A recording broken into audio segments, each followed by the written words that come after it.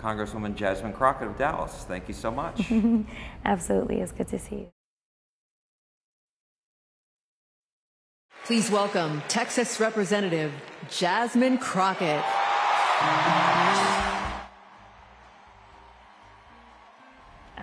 It was probably the scariest thing I've ever done. I usually don't get nervous, and I've spoken in front of some really large crowds. But this was a little different. It was different for a number of reasons. One of the reasons being that this has never been done. They've never put a freshman black woman prime time at DNC. And so it was a gamble for some folk. And I wanted them to win on the gamble. In addition to that, I'm always thinking about what happens after me.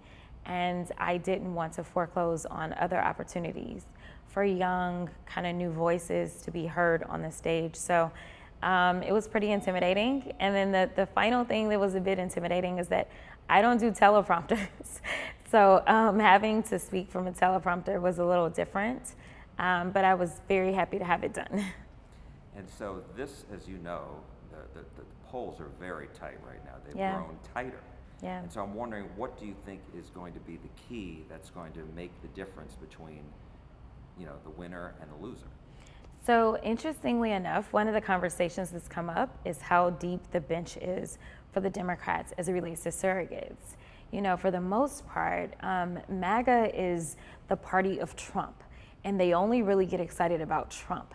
And so Trump physically has to show up and engage them. Even his own vice presidential candidate is not doing very well with kind of pulling in a crowd.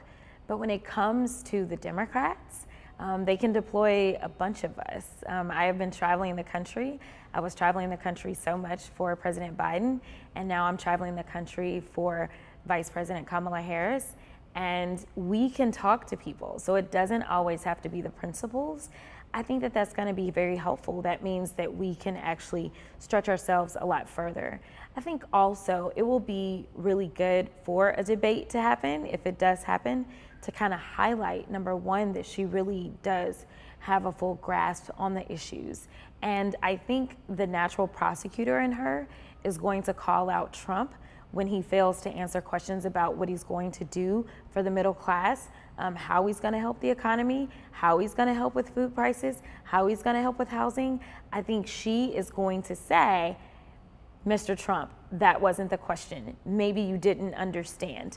Let me help you. They're looking for an answer. And I think that it will demonstrate really who the adult in the room is, and there's no question about it that it's Kamala Harris. And where are you going? And where do you continue to see yourself going? Or are you focusing on certain states on behalf of the Harris-Walz ticket? They send me everywhere. I ended up being the top requested surrogate when Biden was at the top of the ticket. I have no idea where I am now, but they really struggle with the number of requests that they get from me.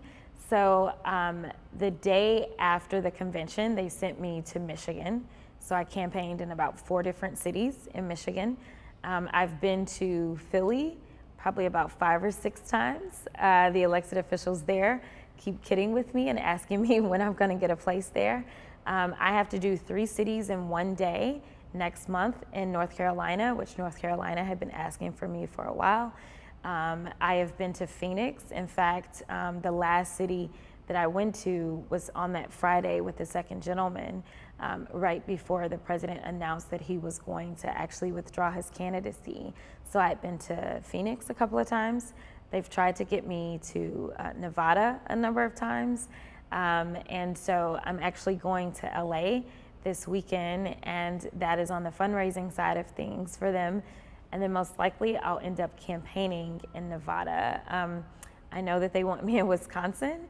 We've had a number of requests for me to go there as well. So all the battlegrounds. Yes, absolutely. And so let me ask you, as far as the record inflation we saw in 2022. Yeah. What is the answer that Democrats have for that? And is there any way to lower the prices? Inflation has gone down, but prices haven't. And the polls have shown that voters trust Trump more than they do the vice president. So how do you turn that around? Yeah, so it's tough, right? Because the Democrats are in control. And so regardless as to whether or not we caused it or didn't cause it, we're the ones that are in control. So I think that it's more so just about educating people, right? I'm glad that you pointed out that inflation is actually down. Inflation was something that we struggled with globally. This was not something that was just limited to the United States, which that does happen sometimes depending on who's in power. What we're seeing though is a lot of price gouging, and I think that this administration has done a good job of explaining that we will not tolerate price gouging. Even when you look at the Inflation Reduction Act and the fact that there was a cap on the cost of insulin, a lot of people are seeing relief, but obviously that's only if you have diabetes and need insulin, and if you're on Medicare. But here's the interesting part that it reveals, is that this administration will go toe-to-toe with those that are just literally price gouging. We know that insulin only costs about 10 cents or so to actually create, but people were getting charged thousands of dollars. We're seeing the same thing when it comes to things like food. But if I'm gonna be honest, one of the other issues that we have is that we have made migrants the boogeyman. And the reality is that when I go into a room, I ask people, how many of you are raising your kids to go and work on farms? I usually don't get any hands to be raised. Well, the reality is that food doesn't just appear on your table.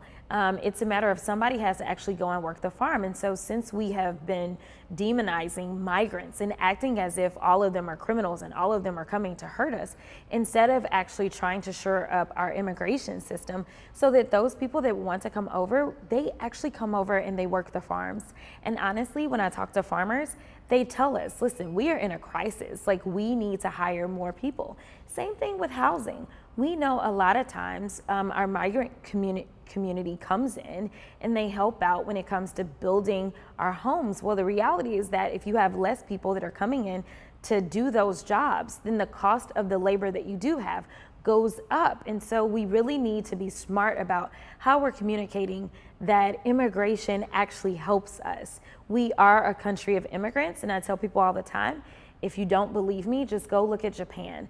Google Japan and immigration, and you'll see the harm that was done to them when they decided that they were just going to keep people out. So I think that we've got to turn the page on how we talk about immigration and start to connect the dots for people. That's something that probably I and my colleagues will end up doing more of, because it's not something you can do in a soundbite. Therefore, there usually isn't a conversation about immigration and the complexities to it and how it benefits us. Even when we start talking about Social Security and Medicaid and Medicare, you know, we pay into that. When we get our paycheck, then there's money that goes to that, and people keep saying, especially the Republicans, they're like, we can't afford Social Security, so they really want to cut it out. But the reality is that if we do immigration right, then we have people that are working, they're working legally, they're paying into these systems, but because they're not citizens, they don't end up drawing down on it. So it also helps us in that way. But overall, I think looking at the fact that we were able to reduce inflation and telling people that it didn't happen overnight, the Inflation Reduction Act was something that happened in the first 2 years of their administration, and asking people to trust us. And then also with her pointing out the fact that she wants to offer $25,000 to assist those that are trying to move into homes to defray the cost of home ownership right now, which there's a lot of reasons that home ownership is high. From the interest rates, which we don't control, that's something that the Fed independently controls, to the fact that literally things that I talked about, is such as workers, is an issue. You mentioned price gouging, and her policy came under ridicule even by some of the large newspapers. Yeah. And so they ridiculed it. They didn't think it was really much of a policy. And so, I mean, when you look at the grocery store chains, for example, their profit margins are reportedly 1 or 2%. Doesn't seem like they're bringing in money hand over fist. So how do you deal with that? Yeah, again, you know, for me, there's layers to what's going on. Number one, your food doesn't go straight to the grocery store. It has to be grown somewhere. And so we've got to make sure that we are being smart about how this gets done. Again, I sit on the Ag Committee. And so even when we look at the input cost, which is something that I talk to my farmers about. So gouging doesn't necessarily just mean the grocery store. If the input cost for our farmers goes up, then the farmers have to charge more. So there's definitely so many layers to this, and we've got to keep whoever within the chain is gouging, we've got to stop them from gouging.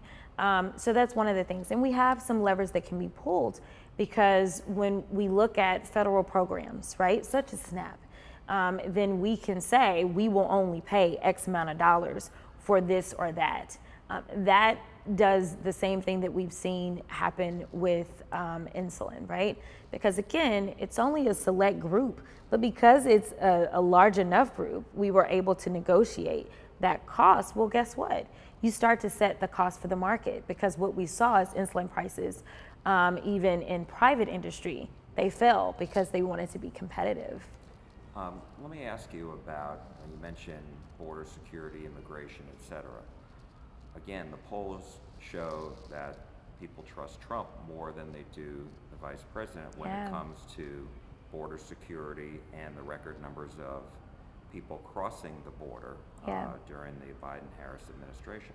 So why should voters trust Kamala Harris over Trump? Yeah, so a couple of things about this. Number one, I applaud President Biden, because President Biden is a true legislator. This is someone who came up in the U.S. Senate.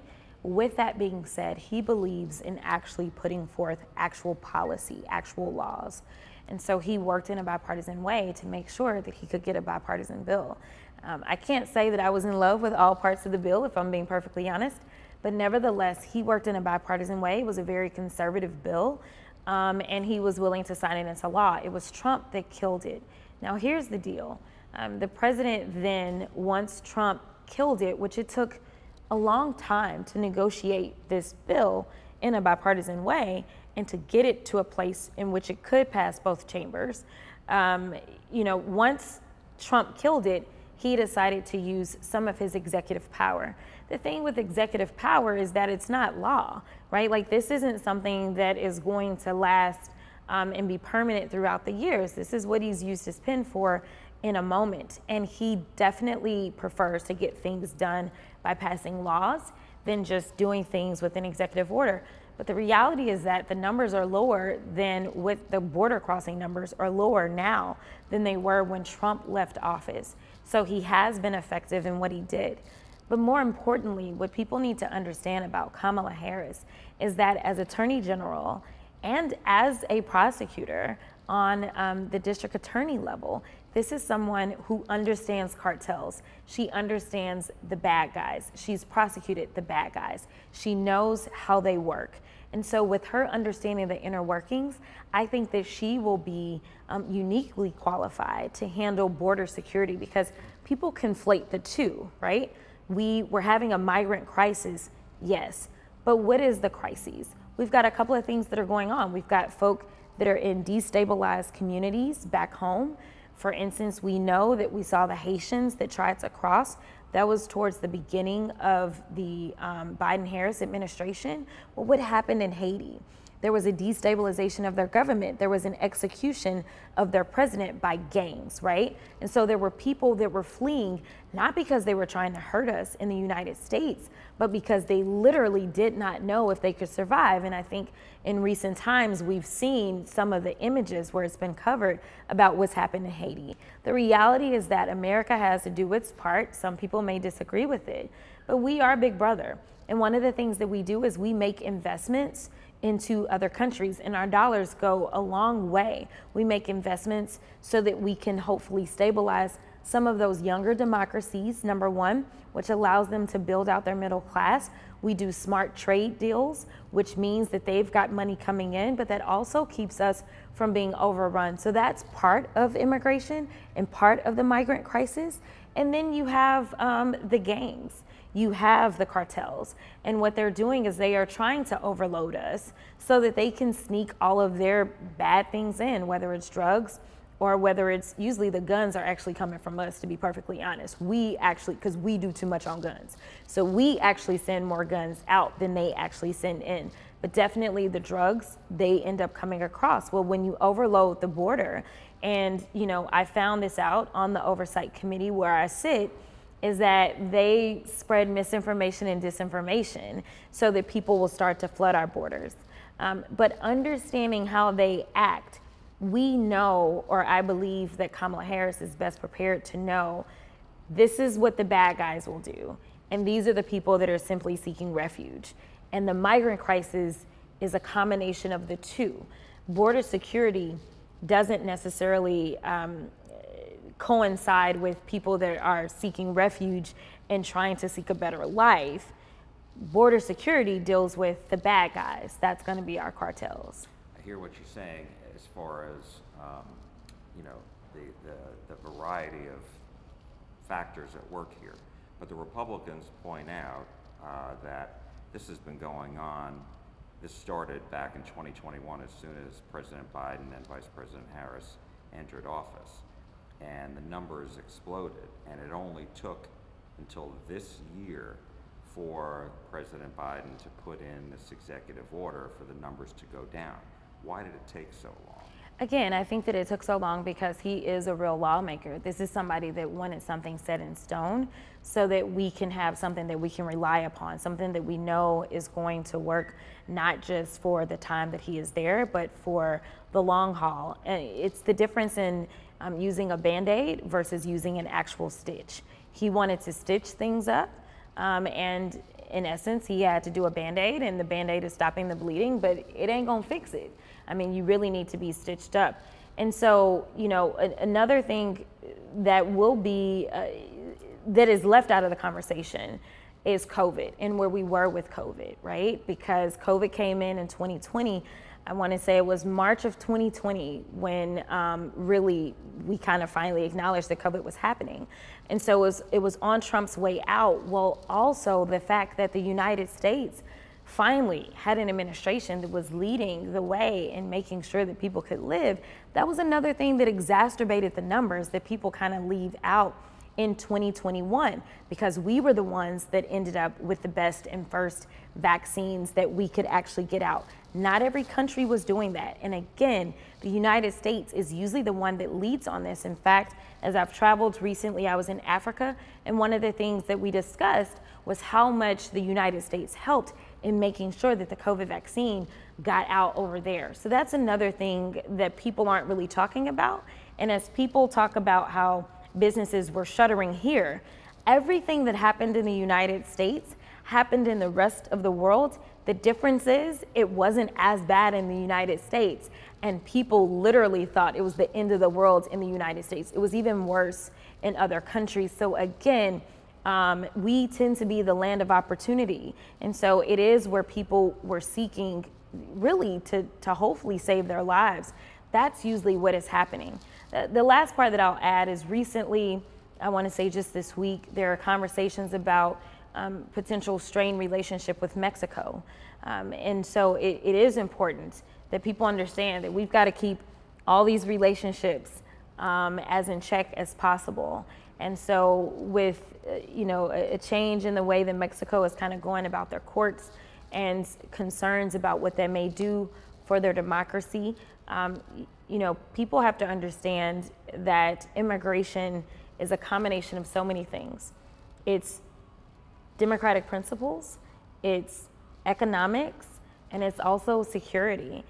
We tend to balance a lot, and unfortunately, we can't do it all in a TikTok.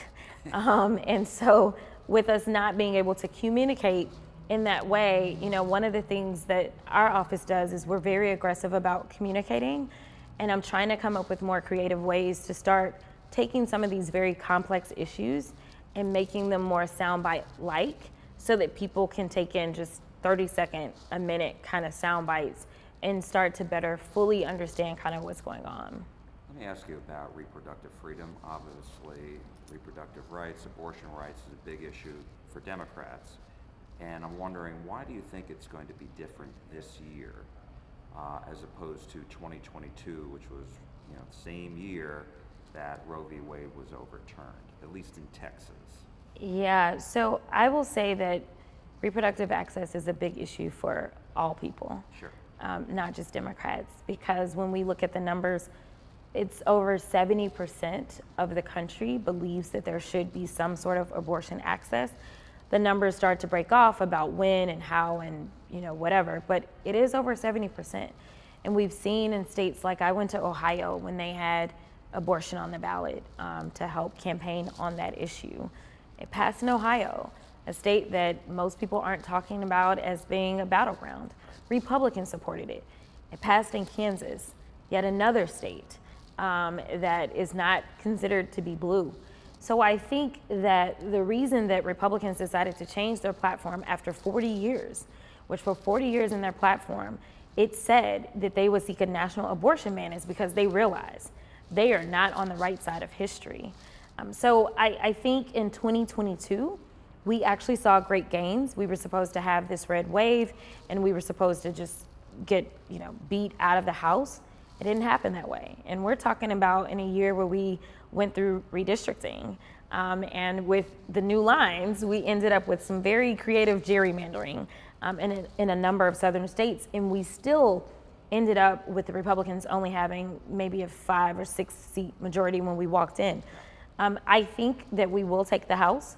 I think that America has had enough of the clown show known as the Republican caucus that has led the House from kicking out the first speaker in the history of this country, to threatening to kick out their second speaker, to having our credit rating downgraded because they waited so long before they finally agreed to do something like raise the debt limit, when we know $8 trillion of the debt that we needed to raise the limit for was ascertained under Trump's 4-year administration, more than any other president has ever accumulated in one 4-year term, which is one of the reasons that I think that once they are on that debate stage, that Kamala Harris will highlight that while you may perceive him to be better on the economy, he is not. He is not fiscally responsible. He's run our debt up in a way that it's never been run up. And frankly, the Trump tax cuts, which are basically allowing for people that make a lot more money than me and you, for them to be able to start paying their fair share. To have an effective rate that is, I want to say 8%, you may have to fact check me, all I know is way less than mine, is wrong. And those Trump tax cuts, they expire in 2025. And so we have the ability to do what needs to be done for all people in this country if we just decide that we will stop making the people that are struggling at the bottom be the losers, and make the people that are continuously making money off of the people at the bottom's backs, whether it's literally their labor or whether it's them giving their money to make sure that they can pay for cars and pay for food and pay for housing, and actually give them a little bit of a break. And the people at the top, guess what? They'll see better profits anyway. They'll still make more money, because if the people that they're making money off of are doing better, then that means that they're gonna do better. Just to follow up two things real quick. So you said that you believe Democrats are going to take the House. I do. What about the Senate? I'm nervous about the Senate. We barely had a majority. I say barely because we had Senator Manchin that I think he switched over and became an independent. And then Republicans are going to take that seat. Republicans will absolutely have that seat. And then I think Sinema's seat, I think that Ruben Gallego is going to do well, because the Republicans, they just love to do the same thing over and over and over and expect a different result. Listen, Carrie Lake ran statewide this last time. She ran for governor. She's a terrible candidate. She lost. Polling doesn't have her do, it doesn't look like she's doing very well now. And she tends to tick off some of the Republicans. She's told the McCain Republicans she doesn't need them. She probably does. And so I think that we'll take that seat. But here's the deal. If we lose West Virginia and if we hold everything else, that puts us in a spot where we are at 50. So we need to win the White House to get to that 51. I don't really see an opportunity to pick up any new seats this cycle unless we actually show up to the polls in Texas and we take Texas. There's an argument that Florida may be in play. I don't know that I really believe that. But there's a couple of things going on in Florida. Number one, they have repo on the ballot. They also have marijuana on the ballot. Something that I wish we could do in Texas is actually do petitions and do our own ballot measures, because then I'm sure a lot of these repressive policies that the Republicans are pushing would never go through. But nevertheless, they were allowed to do petitions in Florida. And what they decided to do, though, is raise the threshold. They may regret that. So they raised the threshold to 60%. Well, I think that that means that it's requiring an overperformance. So if you want to get to repro access, if you want to get to marijuana access, then you've got to get to 60%, which hopefully means that at least we can get to 50% for that Senate seat. So there is a question about whether or not he can hold on to it, and supposedly polls are tightening, even in the presidential in Florida. I personally stopped believing in Florida since the hanging chads, but you never know. Debbie Murkowski may be able to pull it out, and Colin may be able to pull it out. The most recent polls had him 2 points behind. I just think that Texans, especially Texas Democrats, kind of just get deflated a lot of times and don't believe in themselves, even though we see our Attorney General purging the rolls. And, you know, they're doing it in an aggressive way, and it just so happens to be during a presidential. This is after they decided to, you know, introduce these voter suppression laws. I mean, they're telling us that they are afraid of our power. Yet for whatever reason, so many Texans sit back and they cede their power and they just give it up. And just on the abortion issue, do you see it having an impact here in Texas this cycle? I don't know that I see it being a motivator this cycle, because again, I think if we could put it on the ballot, absolutely. And that's one reason we can't. If they would put it on the ballot, they'd be wiped out, because you're seeing, you know, for the longest, there was this boogeyman about who was getting abortions, right? Like they wanted to make it as if it was some promiscuous, you know, un-American, un-Christian person. That was who sought abortions. It wasn't little girls that are raped. It wasn't women that already have children and simply are facing complications and actually want this child. It wasn't your suburban white moms. That's not who they made the face of abortion to be. And now that reality is being put out front, I think that it is educating people about abortion. You know, I've talked to women before that have said, I was one of those pro-life people until I had my own complications and did not realize what that meant for me. Didn't realize that it meant that it may foreclose on my ability to have a child in the future. Didn't realize that it meant that I may die. They didn't realize it. And, you know, Republicans play games. And it's really unfortunate because kind of like what we saw in the midst of COVID-19, we have experts. We have people that have gone to school, that have studied the medicine, that see this day in and day out. They know what they're doing. Instead, we have ignorant people. Some of them have never gotten a college degree, let alone a medical degree. And they are making decisions that really should be left to medical professionals. The fact that our Supreme Court, for whatever reason, in my opinion, decided to trample on our constitutional right to privacy is a travesty to me. And the fact that Texas was one of those states that was leading the way to criminalize women that are simply seeking health care is insane, knowing that Roe v. Wade is a Dallas case, knowing that Henry Wade was the one that was going after women that were seeking abortions over 50 years ago.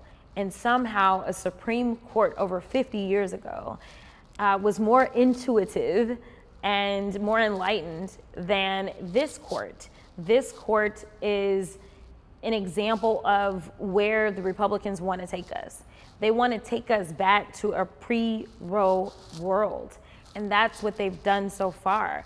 And so, you know, I don't think that the future looks really bright when we are ignoring those that want to talk to us about climate. You know, I have to talk to my farmers about climate. We know that we've seen wildfires, we've seen freezes, we've seen droughts, we've seen it all, right? But like the Republicans don't want to be led by experts at all. I'm not saying this because I'm an expert in science. I listen to the experts, whether it's climate, whether it's healthcare, or otherwise. And it's very frustrating that we can't just agree that science is an absolute and we should listen to experts, and then we should be guided in our policy based upon what they tell us. Congresswoman Jasmine Crockett of Dallas, thank you so much. Thanks, Jack. We appreciate it. Good to see you. Good to see you.